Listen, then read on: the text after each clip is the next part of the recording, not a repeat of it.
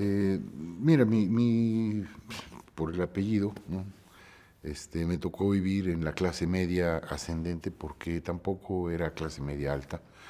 Mi abuelo, lo cual siempre me da mucho orgullo, la gente de mi edad lo sabe reconocer inmediatamente, fue el inventor de la cantina Luz, donde pues había una cantidad de platillos austriaco-alemanes, fue muy popular.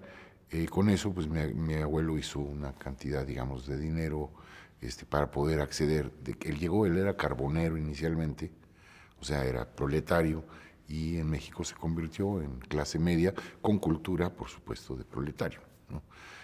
Mi abuela embobinaba motores en Austria, ¿no? O sea, era obrera. Y pues de ahí viene, digamos, hablamos alemán, pues porque era el idioma que se hablaba, pero culturalmente, pues muy limitados, ¿no? Ya mi padre pudo tener un mejor nivel y a mí ya me tocó, bueno, pues estudié una parte en el colegio alemán, otra parte ya, digamos, la más importante en escuelas de gobierno, en la secundaria 3, en la prepa 1 y en la Universidad Nacional.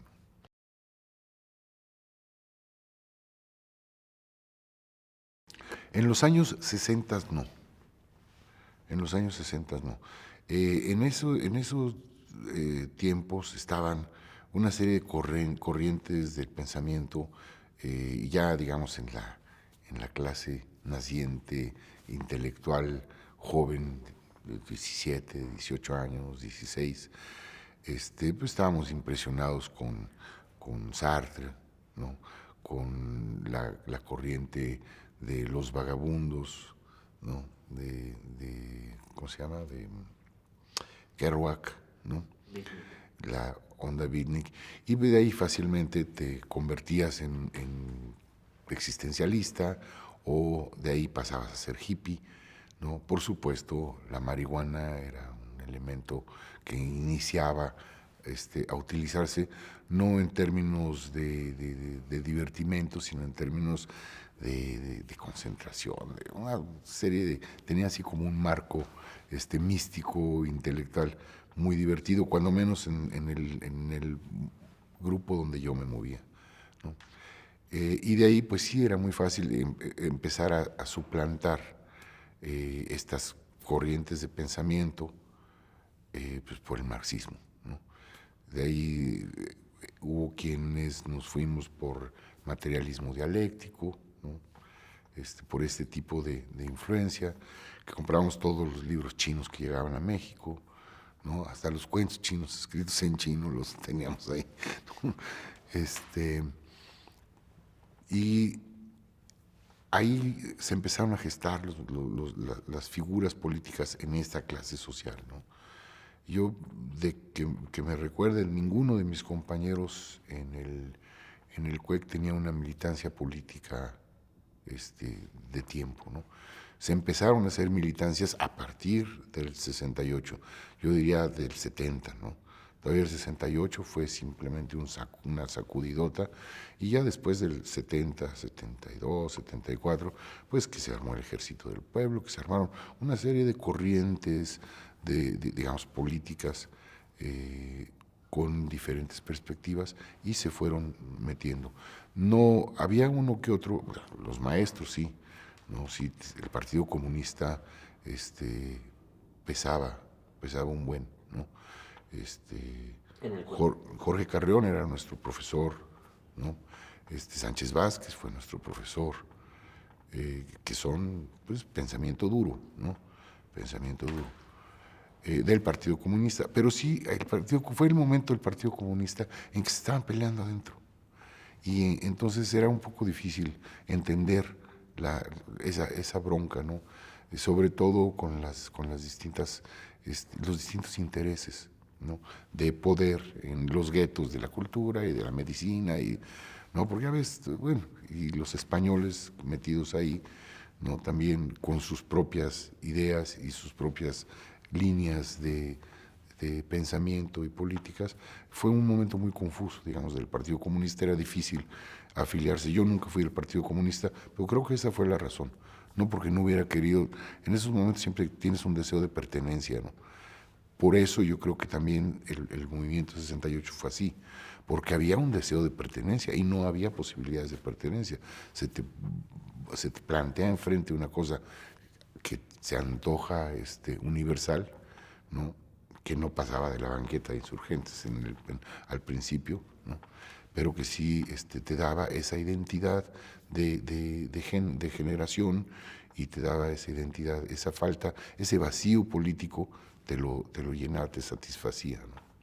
¿Tú pasaste directo de la prepa al CUEC? No, de la prepa primero estudié físico-matemático, luego estudié ingeniería, luego deserté de ingeniería, luego deserté de físico-matemático, luego me fui a estudiar dirección de cámaras al Columbia College a Los Ángeles, me quería ir al IDEC y finalmente caí en el CUEC. ¿En qué año fue? 68 exactamente.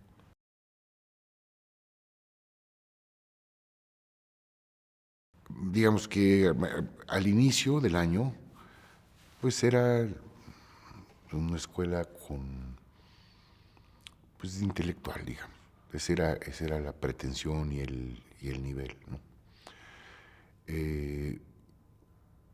No, no había no había ese mood, esa atmósfera creativa que yo sí veía en otras escuelas, ¿no? En donde se hablaba más de la creación en términos casi absolutos. En el CUEC era un poco más, sufrimos de un enorme problema que ahora yo lo veo muy superado, y era el asunto tecnológico, ¿no? Antes hacer una buena toma implicaba saber usar el exposímetro. Ahora cualquiera agarra la cámara y se ven los monitos y le aprietan y ya no piensan, ¿no? Antes tú tenías que saber lo que estaba pasando en la película, y del 100% de las tomas, 30 o 40% salían o sobreexpuestas o subexpuestas. Entonces era muy pesada la tecnología. Entonces había una corriente dentro de los alumnos que se iba hacia el lado de la tecnología, ¿no? Que todo era las gelatinas y los filtros y los lentes, no había tripiés de hidráulicos, eran tripiés de fricción. Entonces los panics eran todos movidos, ¿no? No se podía hacer un panning suavecito.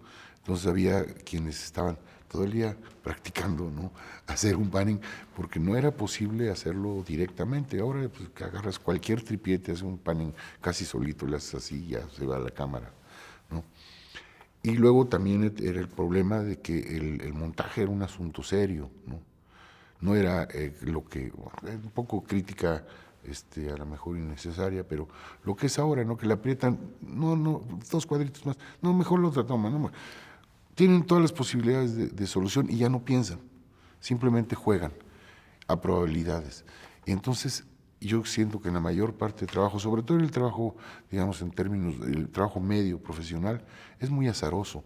Ya no hay esta intención que tenían los editores y los directores en este periodo, en donde se estudiaba montaje, en donde cuando tú hacías la toma sabías por qué estabas haciendo la toma así, por qué ibas a hacer el corte en el acercamiento, y tu personaje tenía que estar en un lado de la pantalla para poder hacer la liga de los ejes de acción y los ejes de mirada, y en fin, era toda una confabulación, digamos, teórica, que iba un poco en contra de la creación, a final de cuentas, si no llegabas a dominarla.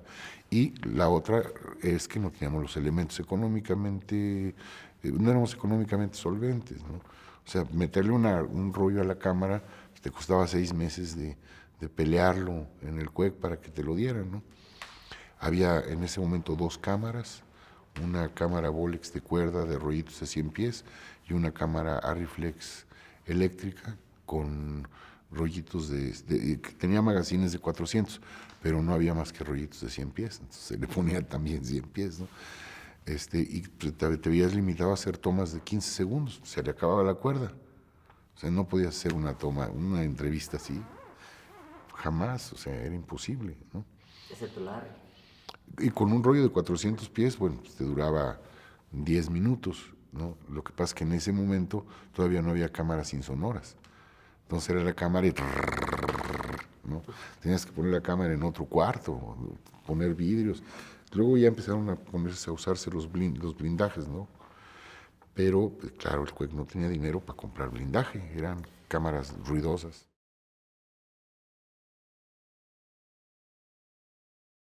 Sí, justamente ese fue el detonante, digamos, en el CUEC de la conciencia para que en cuanto el movimiento empezó a caminar, la actitud de los alumnos se volcara a favor del movimiento social, ¿no? Estaban haciendo justamente aquí, en la estación de camiones, había sucedido un accidente, un camión entró y le había mutilado un brazo a una profesora, creo que eso, y eso había provocado que los estudiantes, porque no le respondían económicamente a la familia de la profesora, tomaran los camiones, en fin, estaban haciendo un documental que tenía como título inicial, creo que nunca se acabó, La violencia en la universidad. Ese era el título con el que estaban trabajando este documental. Ahí sí estaba, por supuesto, Leobardo y Alfredo estaban trabajando ese documental en mancuerna, digamos. Eran los alumnos grandes del CUEC, ¿no? Alfredo y Leobardo estaban en tercero y cuando yo estaba en primero. O sea, eran, digamos, dos generaciones. Más arriba era Marcela Fernández, Jorge Fons, ¿no? Y más arriba Manuel, ¿no? Manuel González Casanova y ese grupo, digamos.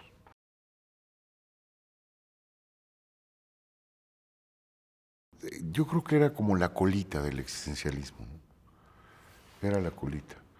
Eh, Particularmente de qué películas Por te ejemplo, los cortos de refieres. Leobardo. Los cortos de Leobardo antes del 68 son O sea, cortos. Leobardo era hippie, o sea, en lo más puro, ¿no? Digo, de la propuesta de Leobardo en el Consejo de Huelga aquí en el auditorio era salir a enfrentar a los tanques con flores. Por supuesto estaba el ejemplo de China allá, ¿no? Pero él pretendía que saliéramos todos con ramos de flores a tirarle flores a los soldados, ¿no? Pues, no fue aceptado, pero sí, esa era su propuesta, ¿no? Era hippie, éramos hippies, ¿no? Finalmente. Eh, un poco en la onda Peace and Love, sin entender exactamente el movimiento. La comunicación no era igual que ahora. Para que nosotros pudiéramos ver una película que había sido ganadora de un premio en Europa, pasaba un año o un año y medio.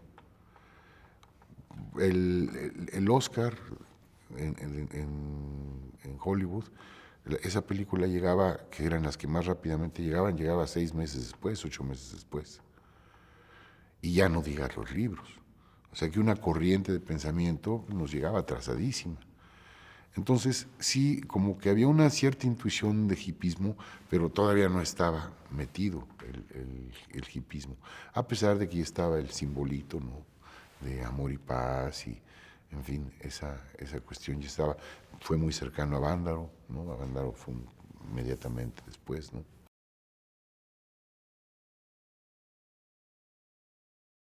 Empezaba, por supuesto, eso sí, digamos, había llegado también con algún retraso, este, pero todavía hacía mucho escándalo Viridiana, por ejemplo. Viridiana era una película así como muy combativa, se veía escondidas y todo este asunto, ¿no? El día era muy difícil de conseguir. No estoy seguro que La Hora de los Hornos sea de ese mismo momento. Creo que no llegó a México, 69. sí, 69. Yo creo que llegó a México 70, por ahí. Y después empezó un movimiento muy fuerte porque se desencadenó en toda América Latina, ¿no? Yo creo que las cosas de San Ginés, Yaguar Malcú y eso empezaron a llegar también por ahí del 80, ¿no? Digo, perdón, de los 70, por ahí de 70, 72, 74, por ahí, ¿no? Y sí, vino Solanas, vino Lobe Rocha a México, vino ahí el otro brasileño. Pereira dos Santos. No, fíjate que él vino ya muy tarde, él vino por los 80, por 80 y tantos, por 80 y tantos. Que para mí es mi cineasta favorito de esa época del cine brasileño, ¿no? Y sí, Solanas y Getino vinieron a México en esa época, inclusive Getino se quedó en México mucho tiempo, ¿no? Y pues, llegó a formar parte del movimiento cinematográfico de vanguardia, el combativo de izquierda de México, ¿no? Pero eso ya en los 70. Sí, ya en los 70s.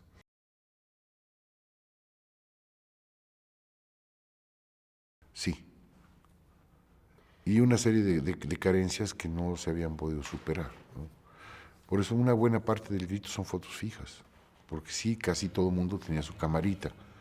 Entonces salíamos a sacar fotos fijas y por eso armaron tantas secuencias de fotos fijas, porque no había suficientes cámaras, aunque hubo quien participó consiguiendo una cámara de una agencia de publicidad que se la prestó, en fin, hubo algunos momentos así donde sí quizá habían 5 o 6 cámaras filmando, ¿no?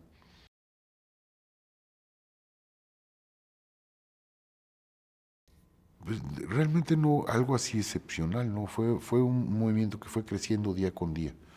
Pero yo creo que en el CUEC, particularmente, yo sí lo sentí algo que salió del CUEC, no que vino de afuera. ¿Por qué sentí esto? Por ese documental justamente. Porque estábamos metidos, aunque fuera indirectamente o directamente, en el interés de producir este documental sobre la violencia. Sí teníamos una disciplina académica muy distinta, o sea, sí le hacíamos caso al supuesto plan de estudios, perdón, no era un mal plan de estudios para el momento.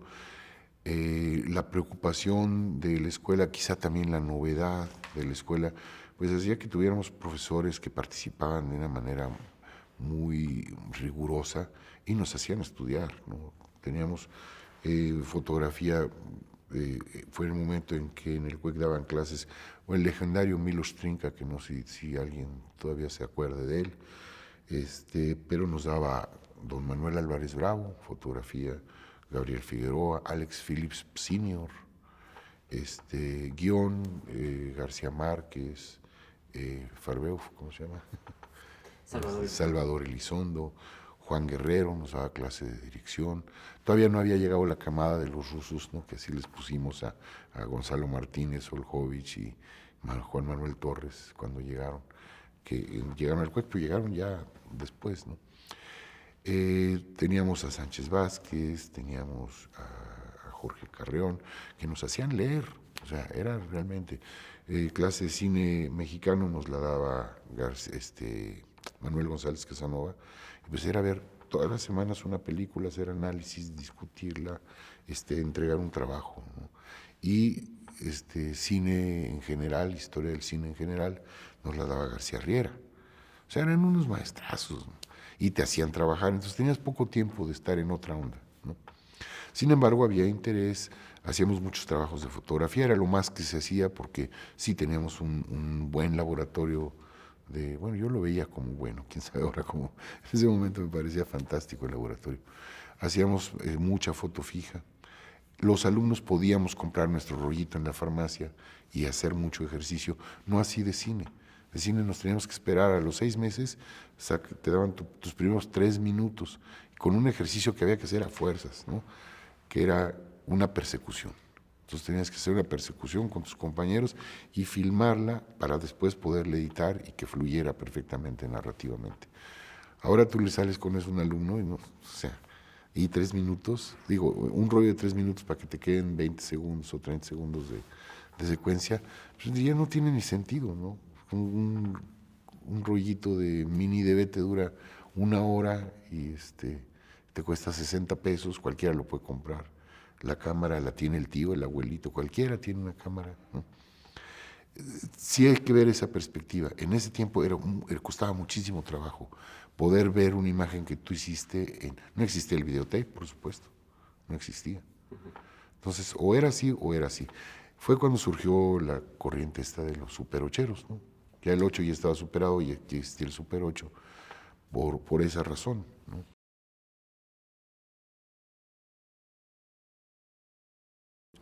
Bueno, primero vino la organización general, ¿no? Que fue con la primera manifestación con que salió de aquí, de CEU, por los acontecimientos de represión y la falta de claridad y de libertad de expresión, y toda esa parte, digamos, que se organizó de diferentes escuelas.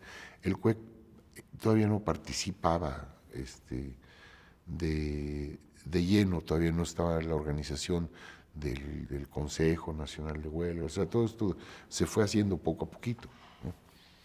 Lo que sí había era, pues iba a haber una manifestación en donde Barrosierra iba a encaminar, iba a encabezar la manifestación, pues era algo que había que filmar, ¿no? Entonces, la primera idea fue que fuésemos así como un centro de contenido de imagen, ¿no? Para repartir y para hacer. Hubo problemas entre diferentes escuelas. Claro, había los más radicales que no querían que se hiciera, ¿no? Que pensaban que en general, yo creo que todas las personas que estábamos en el CUEC, todos éramos clase medieros, no había nivel popular como sí lo podía haber en veterinaria, en otras escuelas, ¿no? Entonces sí había un cierto rechacito, ¿no? Porque así un poco como los intelectuales en comparación con otros comités de huelga de otras escuelas, sí hubo confrontaciones, en algunas asambleas no nos dejaban filmar, no, porque tenían desconfianza, había mucho este mito de que había esquiroles y de que había espías y cómo los identificabas y cómo, ¿no? Fue cuando Leobardo se hizo una figura importante, le decían el CUEC, y él era el representante, le tenían toda la confianza a todos, ¿no?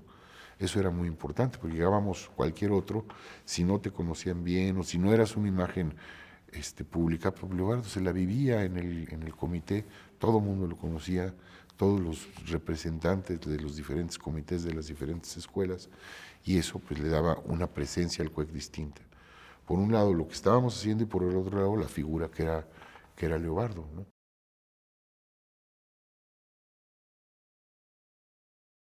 Pues mira, fuimos muy, no demócratas, muy sensatos. Los que sabían lo hacían, los que no sabían ayudaban. O sea, fue muy sencillo, ¿no? ¿Quiénes habían? Porque, pues mira, en ese momento estaba Roberto Sánchez, que ha desaparecido del panorama, pero fue un personaje importante en la Escuela de Cine y en el 68. Fue un personaje importante, era esposo de Marcela Fernández. Y una buena cantidad de imágenes las filmó él, porque era el que más, digamos, era el que más sabía de los alumnos, inclusive ya era como el maestro de los alumnos, ¿no? Teníamos nuestros maestros titulares, pero era el que le pedías consejo, era el cuate, el compañero que te ayudaba, ¿no? Y él era el que usaba la reflex, por supuesto, ¿no? Luego había esa Bolex y se consiguió otra, no me acuerdo quién la llevó, y esa se turnaba. Era como que a ti te toca la guardia de tal a tal hora, ya los diferentes alumnos que sabíamos hacer fotografía, que garantizábamos que no se iba a echar a perder el material, eh, digamos que decíamos, pues yo voy a estar toda la mañana o toda la tarde, entonces, bueno, te toca guardia, si algo se necesitaba, tú ibas a hacerlo, ¿no? Y así, teníamos teóricamente 24 horas, pero en las noches nos íbamos a dormir, o sea, no. Era un movimiento de mañana, excepto, bueno, ya cuando se puso muy fuerte, ¿no? Muy violento, ya de quedarse adentro de la universidad, y eso sí, sí cambió, pero todo el principio era un poco como que eras huelguista de las 8 de la mañana a las 10 de la noche, ¿no?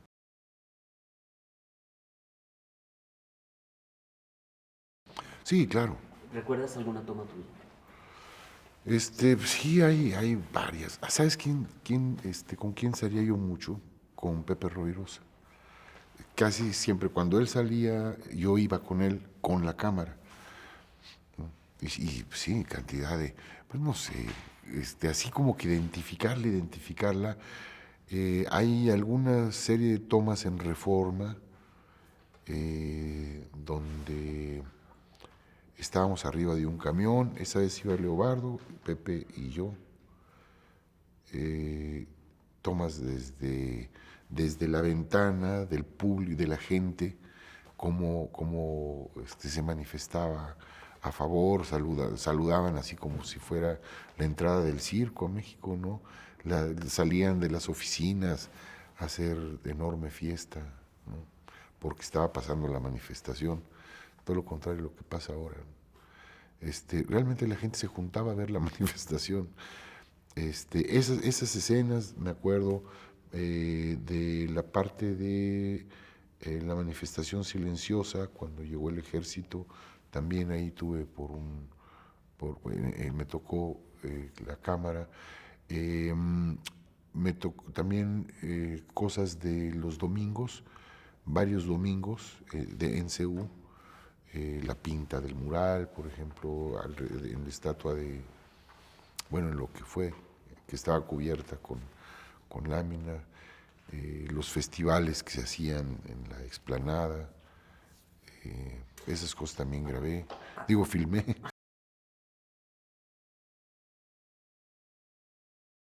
Sí, él hizo muchas cosas por su cuenta. Canfer tenía lana, era así como el cineasta de lana, ¿no? Y tenía más edad, Y, ¿no? y tenía, sí, y él tenía su propia cámara y su tripié y tenía todo, ¿no? Entonces él sí hizo las cosas un poco por su lado, apoyado por supuesto por Manuel. Pero eran muy amigos, ¿no? Y un apoyo bien razonado, bien, ¿no? Le ayudaba para filtrarlo por aquí, filtrarlo por allá, para que pudiera hacer las tomas, ¿no? Pero no estaba participando del movimiento como el CUEC, ¿no? Sino pues como un ciudadano que apoyaba el movimiento, ¿no?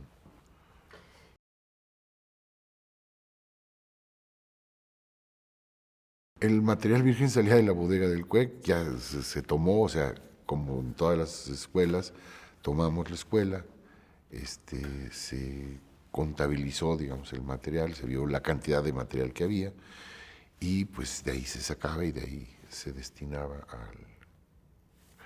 No fue muy organizado, ¿eh? Porque no sabíamos bien cómo hacer, si fuese por cuotas o si no sabías en qué momento ibas a necesitar más material o menos material. Y te podrías ir con 5 rollitos sin necesitar 10, ¿no? O 15, era un poco, pero fue el material del CUEC, ¿no? Era el material de la bodega del CUEC. Y los laboratorios los pagó el presupuesto que estaba hecho para ese año del CUEC. O sea, se mandaba a revelar a los estudios que revelaban el material. En ese momento había varios. Era uno que estaba Julio Aquet, no sé si oíste ese nombre, Julio Aquet. Él era el técnico de color de Churubusco, pero él nos ayudaba mucho, porque tenía amigos en los laboratorios. Una buena parte se reveló ahí en la avenida Coyoacán, no, es que no me acuerdo el nombre del laboratorio.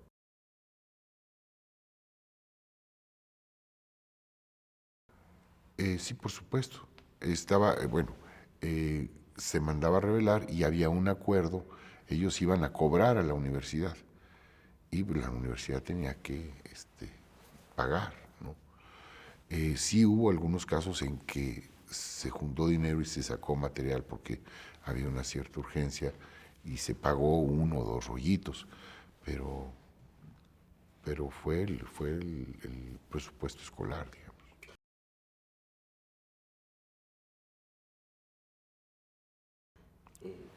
Mira, los discursos era un poco difícil grabarlos por la misma razón, porque los rollos eran cortos, porque los discursos a veces eran muy largos, ¿no? Y tampoco había el problema del sincrónico.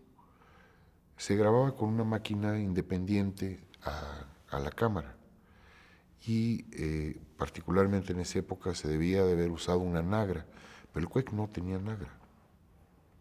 La Nagra era la máquina que te permitía grabar sincrónicamente porque tenía un cristal que regulaba su ciclo y la cámara tenía un cristal igual Entonces era cuando se usaba la claqueta para dar el punto de sincronía y las dos máquinas corrían simultáneamente.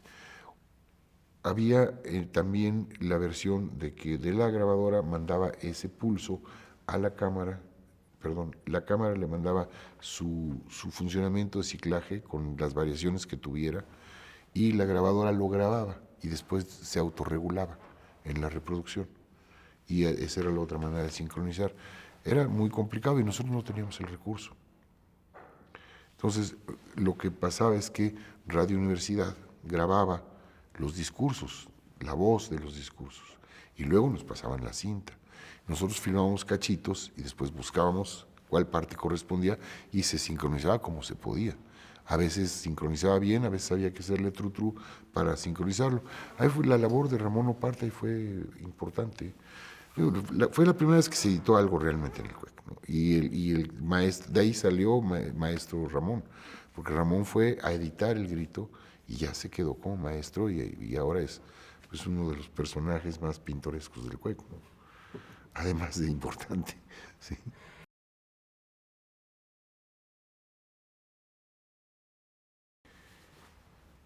Híjole, pues es que... ¿Como decisión de una asamblea?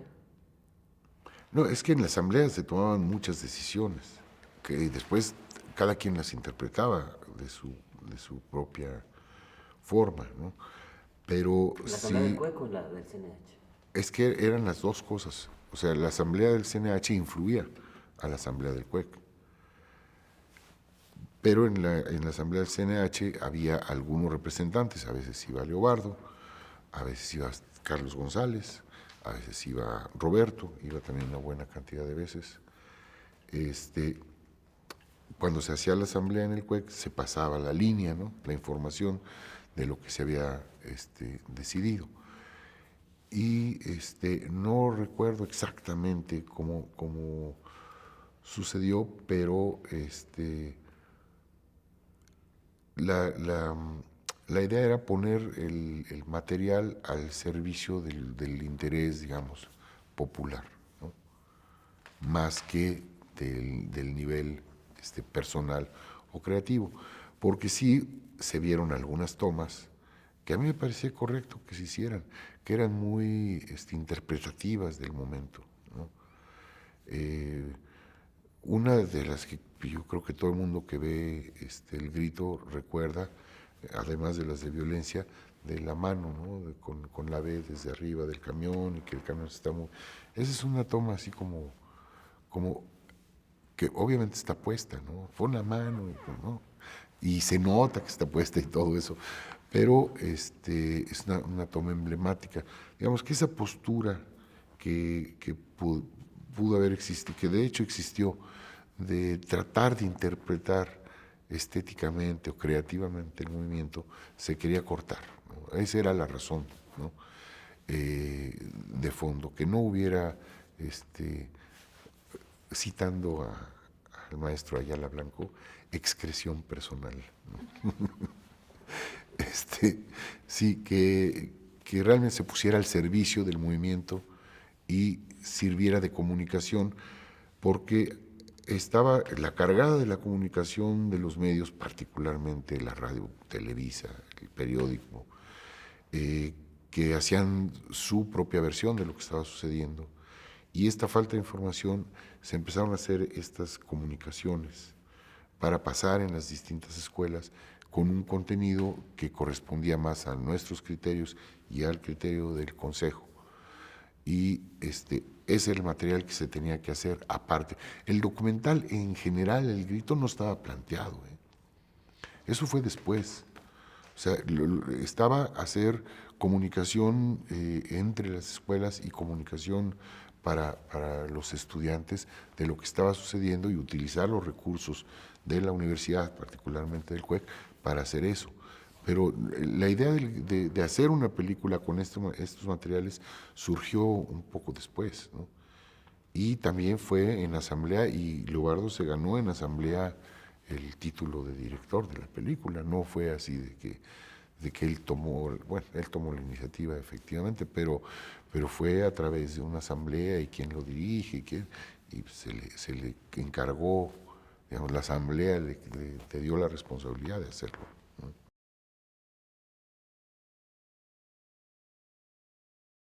Óscar Menéndez también hacía comunicados. O sea, había diferentes niveles de comunicados, ¿no? Eh, en el CUEC se editaban los comunicados y cada quien en los otros casos pues ponía o conseguía sus recursos, ¿no? para, para hacerlo. Y pues funcionaban en algunas escuelas donde había proyector y sala de proyección, se ponía, y en otras se llevaba el proyector, ¿no? Que no había muchos, creo que nada más había un proyector. Y con ese proyector se andaba de un lado para otro, y había brigadas de alumnos, en las cuales alguna vez también me tocó participar, bueno, varias veces, de llegar con el proyector, y pues, ver dónde estaba el contacto, y poner la pantalla, poner el comunicado, y iba coordinado, no lo hacíamos solos. A veces sí, ¿no? Siempre te entraba la calentura de que vamos, que hay unos compañeros, que ya sabes, ¿no? Y ahí se hacía el alboroto.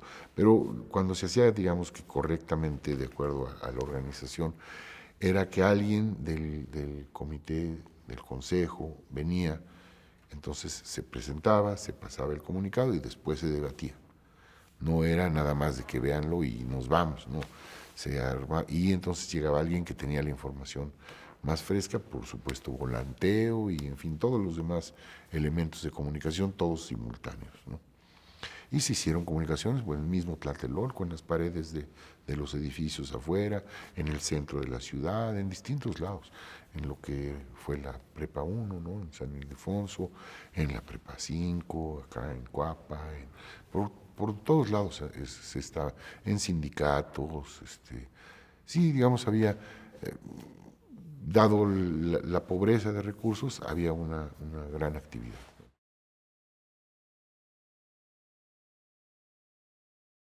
Era otra parte de las comisiones, ¿no? Había la comisión de revelado, ¿no? De laboratorio. En esa participó también mucho Roberto, por la experiencia que tenía. Eh,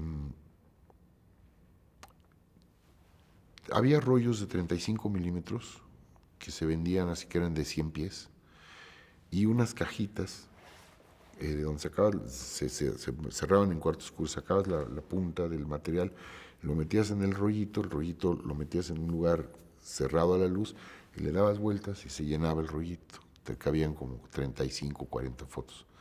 Esos rollos los preparaba alguien que estaba, le tocaba en comisión hacer eso, ¿no? Y hacía rollitos y ahí pues eran un montonal de rollitos. Entonces tú llegabas como fotógrafo, pedías tu rollito, te daban 2, 3, ¿no? Se racionaban de acuerdo a la cantidad de material que hubiera, porque de sí se recibieron donaciones, ¿eh? Los mismos maestros nos regalaban sobrantes de película, y con eso se rellenaba fotos, fíjate si había cualquier cantidad. Y entonces cada quien se iba con su cámara y sacaba las fotos que consideraba.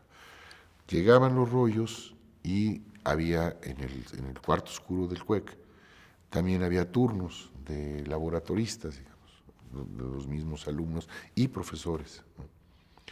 Que por cierto, Milos, que participaba mucho en esto, siempre andaba escondido, entraba y salía escondido porque tenía miedo de que lo pudieran deportar, porque pues estaba participando en una actividad política siendo extranjero, pero sí participó, ¿sí? Él fue el que nos organizó el laboratorio, ¿no? Porque ya era un trabajo, digamos, si no industrial, un trabajo muy fuerte. Normalmente revelabas tu rollito, tú, ¿no? Ahí lo secabas, esperabas a que se secara, le soplabas, ¿no? Y luego ya lo ponías. Y aquí no, tú ya entregabas tu material y los del laboratorio, pues lo revelaban y había turnos, ¿no? Se estaba revelando todo el día y haciendo hojas de contacto y se perdió el registro de quién era, qué rollo, y eso no importaba, además, no había conciencia de derechos autorales, nada de eso existía, entonces, pues tú dabas tu rollo y, ay, esa foto la saqué yo, si te acordabas, y si no, por eso esa cantidad de fotos, ¿no?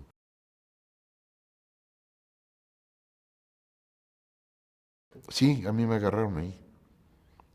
Me agarraron aquí. Este, ese día, 18 de septiembre, ¿no? Había estado en el Justo Sierra, había habido bueno, estaba permanente en la asamblea, pero no había venido a la asamblea, sino había venido a traer unos materiales y a traer propaganda, porque también teníamos, en el CUEC teníamos un, eh, ya no me acuerdo cómo se llaman esos aparatos para imprimir papel, ¿cómo se llama? Mimeógrafo, no, era manual, no era de los eléctricos. Ya había eléctricos, pero ese era manual todavía. Y entonces hacíamos y traíamos, ¿no? Conseguíamos el papel, teníamos los esténciles, o sea, esa era otra manera de participar, menos glamurosa, pero también se participaba así. Y había venido a traer eso y, y me fui alrededor de las 5 de la tarde, 6 de la tarde probablemente. Me tardé, llegué a mi casa 7:30, porque de ahí fui al CUEC a entregar cosas, y me fui a mi casa y llegué que serían 8 de la noche por ahí, 7:30, no sé exactamente qué hora era. Y mi hermano venía de trabajar por la universidad y vio los tanques. Entonces llegó a la casa y me dijo, oye, hay tanques. Y él tenía carro, ¿no? Y le digo, pues llévame, ¿no? Entonces nos subimos en su carro, nos fuimos por Insurgentes y el ejército iba por la universidad. Entonces llegamos y se estacionó justo enfrente de la rectoría, ya de regreso, se dio vuelta y ya como bajando otra vez hacia el centro, justo enfrente de la rectoría, ahí dejó su carro. Me bajé con 2 cámaras, tenía yo una Minolta, una camarita chiquita, ¿no? Y una cámara de 35 horas, una Topcon, ya no existe esa marca. Y cuando llegamos justamente por las islas estaba entrando el ejército. Entonces, pues llegué ahí, saqué fotos, ¿no? Era ya totalmente noche, no serían las 9 de la noche o algo así. Usábamos el material Tri-X de 400 ASA, pero lo revelábamos, lo forzábamos hasta 12,000 ASA para sacar algo de imagen. Era un riesgo, porque de pronto no salía nada, o sea, dependía de un montón de cosas. Entonces saqué fotos, se me acabó el material, ya no tenía más material, nada más en la cámara pequeña. Entonces me regresé al carro, dejé la cámara abajo del asiento para que no se viera y volvimos a la explanada de la rectoría porque estaban persiguiendo a unos estudiantes que iban corriendo hacia las islas, hacia el centro, ¿no? Entonces dije, bueno, a ver qué foto saco. Y en eso estábamos cuando nos cierra por atrás, no sé si un pelotón o un chorro de soldados, ¿no? Cerraron el paso y ya no pudimos salir. Ya, ahí caímos. Pues nada, pues te espantas, ¿no? Crees que va a pasar todo. La primera cosa es que nos amontonaron, ¿no? Así en bolita. Luego ya nos pararon, nos alinearon, nos revisaron. La cámara que traía yo la tenía en la mano, como era de noche y me cabía en la mano. Entonces, pues alcé las manos para que me revisaran con la cámara en la mano y no se dieron cuenta. Entonces la pude meter a Lecumberri, que fue donde yo estuve. Pero me quedaban 2 fotos y saqué 2 fotos en Lecumberri, adentro. Si hubiera tenido un rollo completo, pues hubiera sido a lo mejor interesante. Pues siempre, es algo que siempre te queda así como en el ensueño, ¿no? ¿Y qué fotos fueron? Una fue, es que, bueno, había, te digo, todo este asunto de clase, finalmente, de inseguridad. Fueron tantos los que nos agarraron, que en la celda en que yo estaba, que es una celda para 4 personas regularmente, o era una celda para 4, pues ya las pueden ver ahí en el archivo, ¿no? Estábamos 16. O sea, prácticamente en lo que eran los camastros, pues nos sentábamos 6 y otros arriba y otros parados. Teníamos un bote de esos de aceite para hacer nuestras necesidades. Y era un hacinamiento, ¿no? Impresionante. Entonces, yo intenté sacar una foto y alguien de los que estaba ahí, que no me acuerdo quién era, no lo conocí finalmente, nunca supe quién era, dijo que yo era un espía. Entonces me quitaron la cámara los mismos compañeros. Después de 2 días de hablar y de todo eso, pues ya como que nos identificamos y todo, me regresaron la cámara. Entonces una la saqué de la ventanita de las rejas hacia afuera en el momento en que venía bajando un grupo de presos, que no estoy seguro si eran estudiantes o no, del otro lado por una escalera, ¿no? Y otra la saqué desde el agujerito que había para ver hacia afuera por la puerta. Y se ve así el pasillo, la reja, ¿no? Y en el fondo un guardia, un carcelero. No significan realmente nada, ¿no? O sea, son 2 fotos.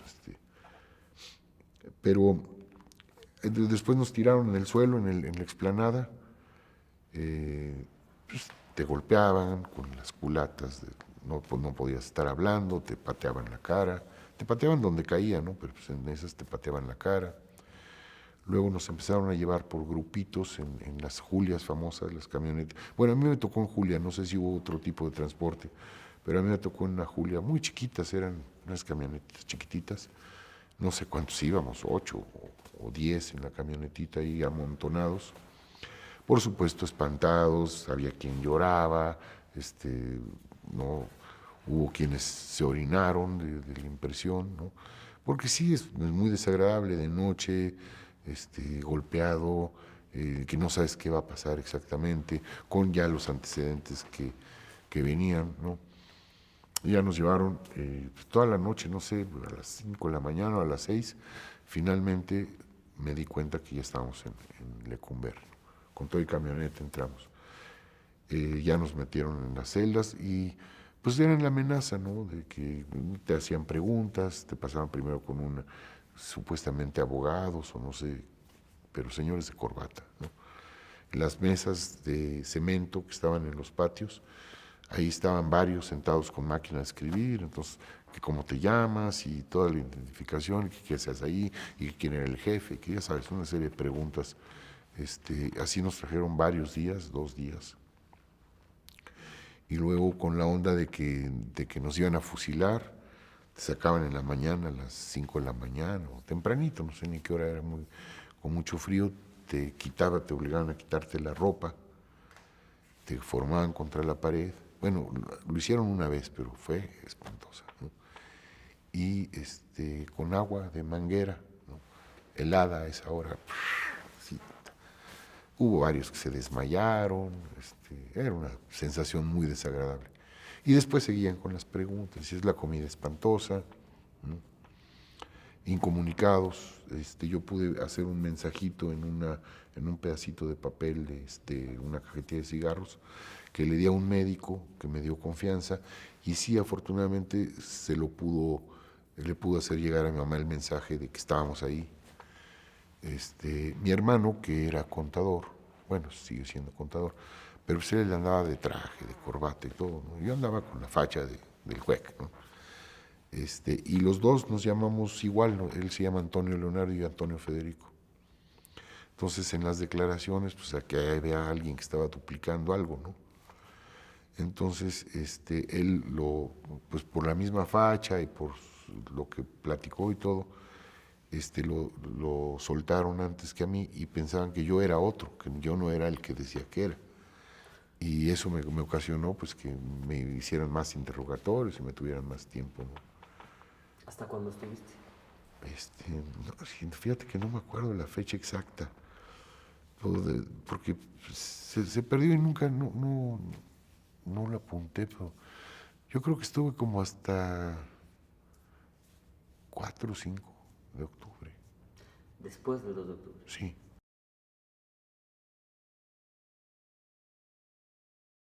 No me enteré. O sea, no nos llegaba el periódico, no, nada. Sí, no. Me enteré cuando, cuando salí, ¿no? Porque pues, si ya no cabía la gente, tenían que empezar a sacar gente. Entonces, pues empezaron a sacar a los que creyeron menos perjudicados. judiciales.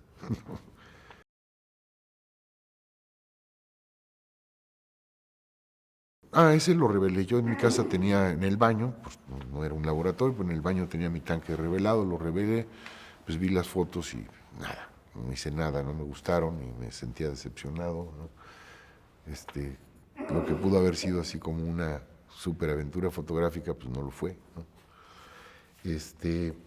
Y fui al CUEC pues casi inmediatamente, creo que era un sábado o un domingo el día que salí, pero el lunes ya estaba yo yendo al CUEC y me aconsejaron que me mantuviera, que a todos les habían pedido lo mismo, ¿no? Para no involucrar a otras personas. Ya había pasado el 2 de octubre, estaba el ambiente realmente muy triste, se sentía muy persecutorio el asunto. Yo vivía con mis padres y en la casa pintaban todos los días una cruz de pintura vinílica roja en la puerta.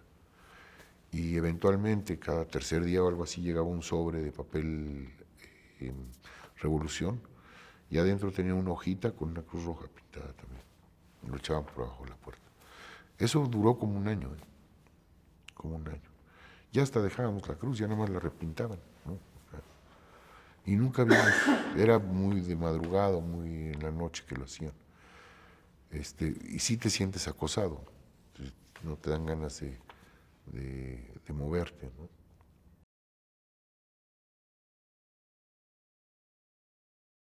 Bueno, una parte del material se utilizó para los comunicados, ¿no? Esa fue la primera. El negativo lo cortaba, muy raro, porque gente de Churubusco ayudó a cortar negativo, ¿no? A veces con conciencia, a veces sin conciencia, ¿no? A veces no sabían qué era exactamente, ¿no?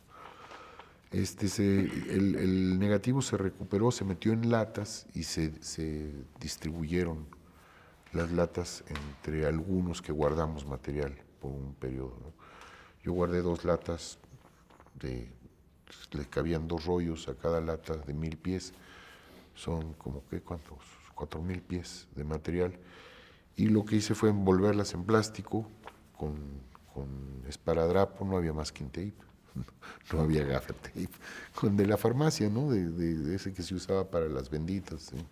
Para hacer las curaciones, ¿no? Varias bolsas. Y en el tinaco, en la casa, lo metía dentro del tinaco, adentro del agua. Y ahí se quedó.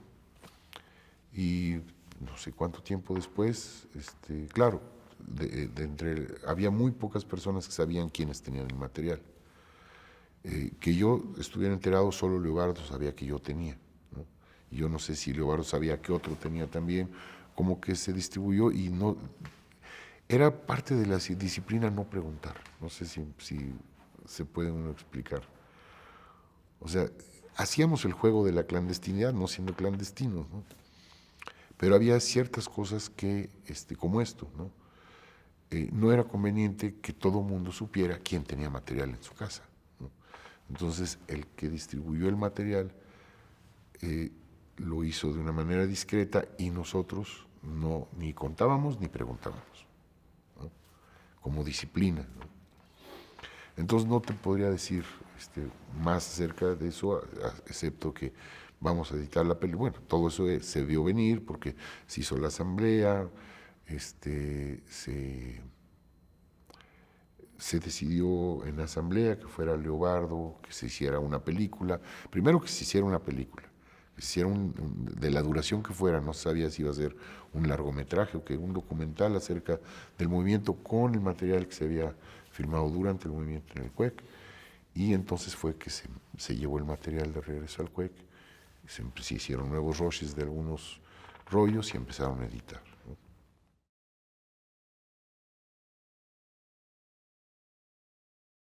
¿no? No, se discutían ideas, ¿no?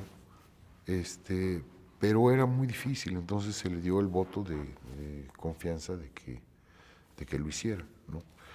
Sí hay quienes argumentan, o quienes dicen, porque sí lo he escuchado, que no, que yo participé, que yo el guión, que era muy difícil porque había que ver el material, qué se podía hacer con ese material, no se podía ver, todos sentados ahí en una asamblea viendo los roches para decir, esta toma sí, esta toma no. Quien lo diga, pues evidentemente que no fue así. Puede ser, y no lo dudo, que después, ya una vez escrito el texto, hubo varias manos que ayudaron a redactar, a darle una visión política diferente, ¿no? Pero, por ejemplo, que lo peleó mucho Leobardo, el pasaje de Orena Falachi, que lo peleó y que fuera con esa voz, y que a muchos les parecía que no, eso es ficción, eso no, que no es documental. Y es una de las partes más interesantes, ¿no? Igual que la toma del compuesto. Es igual que y pues es, digamos que desde el otro punto de vista es ficción, no es exactamente documental.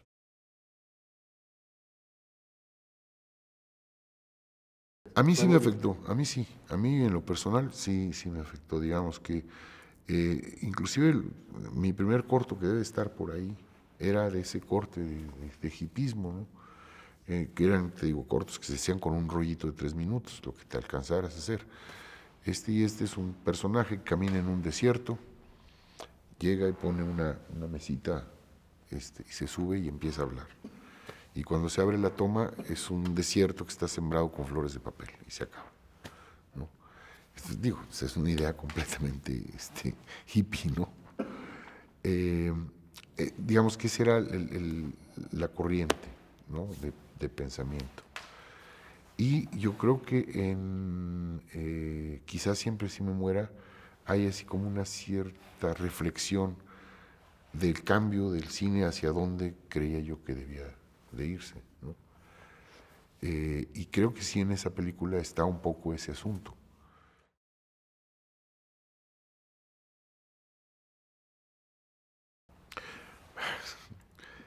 Es que yo creo que eso es un poco difícil de contar.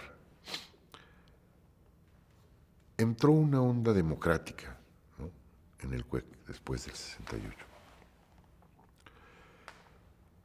Se hizo como un concurso entre los alumnos de cada año para definir qué tipo de película se debería de hacer. Y había discusiones, fuertes discusiones en el seno del salón.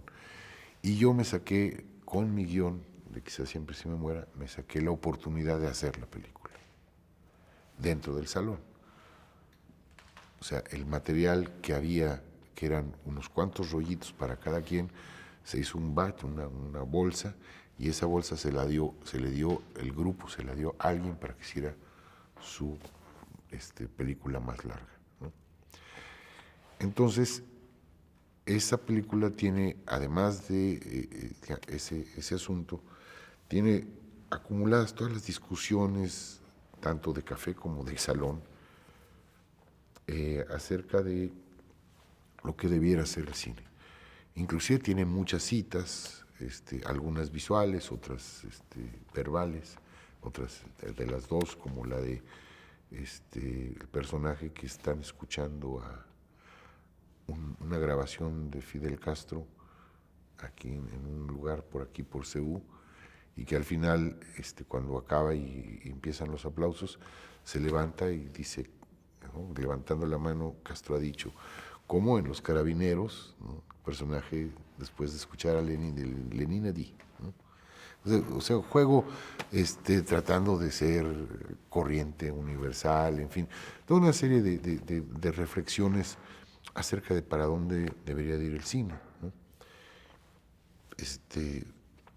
Sin una clara visión, por supuesto, ¿no? Era todo como una vomitada, ¿no? O sea, Y un reflejo de la confusión. Exactamente, ¿no? Otra escena, la escena que está filmada en estas rampas de la Facultad de Medicina, que los estudiantes... No se comunican, por supuesto. Eso era parte del juego, la imagen del Che. O sea, parte de la reflexión era esa imagen que se había hecho del Che como un producto de consumo sin entender claramente lo que realmente significaba, y que se ve en una escena, ¿no? Donde lo llena todo de adornos infantiles, insensatos, confusos, ¿no? Que era como yo sentía que se utilizaba la imagen que en ese momento sí era el Che, pero también era la imagen de la revolución, ¿no? Eran las dos cosas, ¿no? La revolución cubana, ¿no? Y esta donde no se comunican, ¿no? Y también donde no se comunican cuando uno va hablando acerca de cómo subir las escaleras, que va leyendo el fragmento de Cortázar, de cómo subir las escaleras, y el otro creo que la crítica de la razón pura, no me acuerdo qué cuestión filosófica, y se hace un diálogo pues, de sordos, ¿no? Eso todo era una sensación que había quedado del 68 y buscando el camino, ¿no? Hacia dónde ir, en donde mi personaje se suicida, ¿no?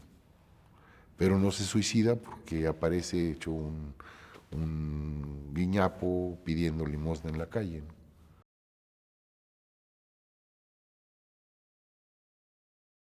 Este, a mí me daba la impresión que sí y que había que empezar de nuevo, ¿no? Que había que empezar de nuevo y empezar con humildad, ¿no? Porque de pronto sí hubo demasiada soberbia en ese asunto. Todavía se llegó a sentir en los años 80 y por ahí, ¿no? De que gente que había participado en el movimiento de distintas maneras, de pronto perdió la perspectiva y pues estaban en el equipo de Luis Echeverría, son economistas, agrónomos de Chapingo, que eran así como la vanguardia, ¿no? Y de pronto se convirtieron en el establishment, ¿no? Y como que utilizaban todo eso con una cierta soberbia, ¿no? Que a mí me parecía desde el momento contemporáneo al movimiento, que sí había un juego de poder o un intento de posición de poder, aprovechando personalmente sí, situaciones, ¿no?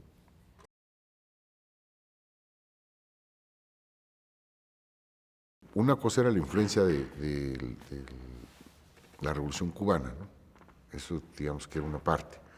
Pero la otra parte es que ya estaba el movimiento del Ejército del Pueblo. Genaro Vázquez, estaba Lucio Cabañas, ya todo eso estaba caminando, ¿no?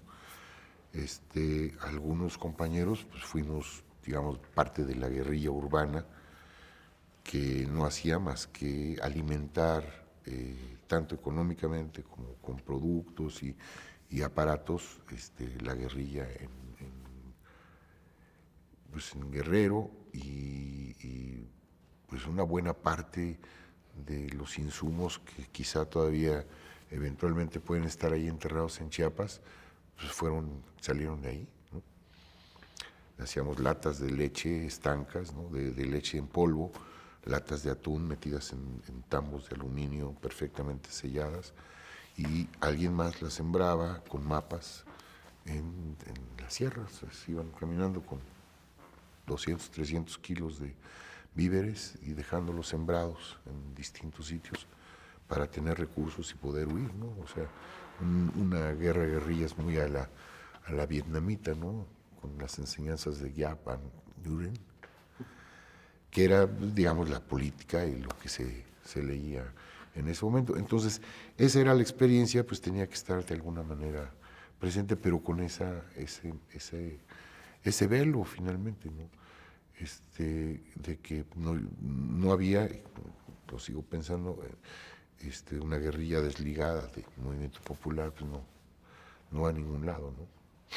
Entonces eso era lo que yo sentía, inclusive hasta con el diálogo ese de que si conseguimos por cada llamada telefónica que nos donen un peso, con 1,000 teléfonos que había, 1,000,000 de teléfonos que había en la Ciudad de México, se podían conseguir 1,000,000 de pesos, ¿no?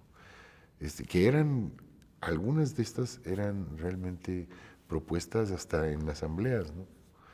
De que no, pues hay que pedir y que se pongan las compañeras a hablar por teléfono a las familias, que nos donen un peso. Y pues está ahí. Sí, son varios puntos críticos a la generación, a mi generación, a mí mismo y a lo que sentía yo que pasaba en ese momento, ¿no?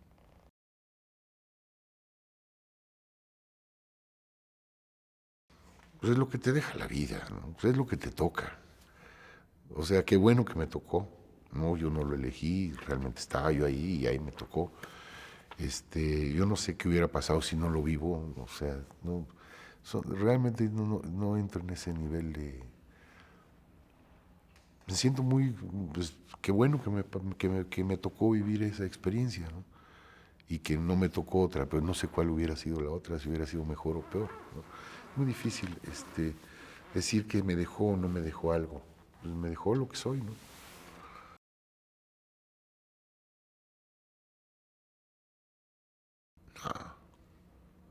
No, no creo. Digo, lo transformó en la medida en que también transformó la agricultura y la ganadería. Pues, sí, hubo corrientes de pensamiento que se modificaron en el sentido de otro modo de invertir en el campo, otro modo de explotar. Pero yo creo que el cine mexicano, así que haya sido transformado, pues ha sido mucho más transformado por la tecnología que por el movimiento del 68, ¿no? O sea, el cine realmente, lo que hace rato estaba yo criticando del facilismo, pues también es la democratización de los medios. Ahora cualquiera puede tener una cámara y expresarse con una cámara y una televisión y utilizarlo como un medio de comunicación tan común como la escritura, ¿no? Cosa que es padrísima y realmente sí se democratizó, ¿no? En ese sentido, que cualquiera lo puede hacer, lo que implica que cualquiera puede hacer poesía, que cualquiera puede hacer análisis político, que cualquiera puede hacer pues, cualquiera de las corrientes que existen cinematográficas, ¿no? Ahora, el gran cine, ¿sí? El cine esquema Hollywood, pues siempre seguirá siendo lo mismo, o sea, estamos limitados a menos de que, pues como Cuarón o como consigan infiltrarse o consigan colocarse este, bien en un país que puede producir ese cine, ¿no? Sí, si lo ves dentro del marco de producción de Estados Unidos, pues es insignificante. Si eso lo ves dentro del marco de producción de México, pues con una de esas películas se podían producir 10 o 20 aquí adentro, ¿no?